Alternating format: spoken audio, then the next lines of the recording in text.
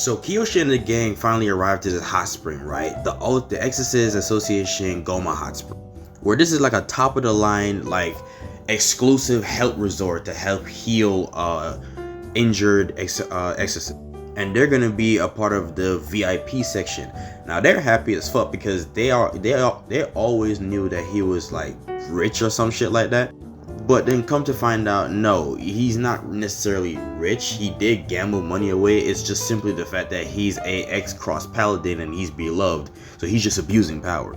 So this old guy who is the manager just spawned out of nowhere, ready to check these guys in. As Tenma Sakaki just asks if the preparation has been ready, as he responded, of course, as he welcomed them on their stay. Now, Akari, as a joking way, asked if Kiyoshi wanted to join, knowing damn well he couldn't. Now, all the boys are in the hot spring enjoying themselves, having a grand old time, resting their bodies and so on and so forth. Meanwhile, while they're resting, they're taking notice that the water is actually miraculous and they're displaying the properties of a spring bath, etc, etc. While Jack Joe and Nihon ran off for the waterfall, before Kiyoshi could ever get out the pool, or the spring however, Tenma decided him to stay because he had a plan for him. And that is for Kiyoshi to jump into this specific pot, which just ultimately looks like the type of boiling pot Odin jumped in One Piece. However, despite this murky bathwater appearance, this is actually one of the more stronger bathwater that is there, which is known as the Perculixer. I can't pronounce that word. The Perculixer pool. This will allow Kiyoshi to replenish all his precept power that he's lost after fighting Asudaroth. So Kiyoshi took a deep breath and immediately jumped inside. And when he jumped inside, he started crashing the fuck out because it's boiling hot. But Tenma told him to succumb to the water and entrust in the body to the water, and well, he just followed deeply within. As he's completely submerged in the bathwater, it is designed for it to recover all his precept power that he used up in Asudaroth. As Tenma says that this is how exorcists train their body. They push their limits and then they dump right back into this bathwater to replenish, making them stronger and adapt to greater things. As he popped out, he realized that not only that he got his precept power back, but he realized that it is overwhelming, like he got more than what he usually had.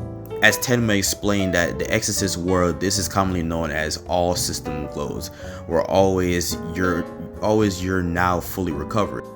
They look off to the distance and they see Jack Joe completely fucking dying as he realized that the waterfall that he's submerged under is holy water, and as we know, he is a demon, so that's just a big no-go. Nihon took notice of that, realizing that it makes a lot more sense since an exorcist, they're in an exorcist spring and an exorcist's job is to exorcise demon, so they wouldn't expect to have a demon inside the building. Out of nowhere, someone dragged Jack Joe by like the cheek max or whatever and completely hurled him down. To Jack Joe and Nihon's surprise, they see a figure, and as we can see here, we already know whose tattoo that is. That is none other than my boy Tsurugi Hijiri. Two of them terrified as fuck, but the only reason why he's even paying them much attention is that they realized that they were running, and as he pointed at the sign, there's no running in the hot spring. We hear somebody off the distance giving gratitude to Kiyoshi for harding off the Demon Lord, and it's none other than my boy Hitsugi Sosuke, as we see him in a pool filled with ducks. So apparently Sakaki invited the Kondadia squad too. As we see in the women bath section, we see Akari, and then out of nowhere Mako came out in the flight, giving him a grand old hug. So in the Pine Room where they have Master Sakaki's party, we have both the Naraku section and the Kondadia section just eating it up, chopping it up, whatever. As we see Mako and Akari drunk as fuck. Mako trying to give my boy the bottle, but you know, Akari had to mention that he's only 16. He can't necessarily drink. Well, as for Hitsugi, he just doesn't want to drink for all that purposes. And apparently Sosuke was worried about Kiyoshi for a bit. So while the rest of the crew are talking, we see Tenma, we see Hijiri chatting it up, whatever. And while in the midst of conversation, Hijiri stand up saying that there's something that we need to take care of. And it looks like it, then you know, Tenma already knew what that is. and that is a 2v2 game of exorcism ping pong, where both Tenma and Kiyoshi goes up against Hijiri and Sosuke. Now this is a good, like, chill little chapter. I'm okay with it.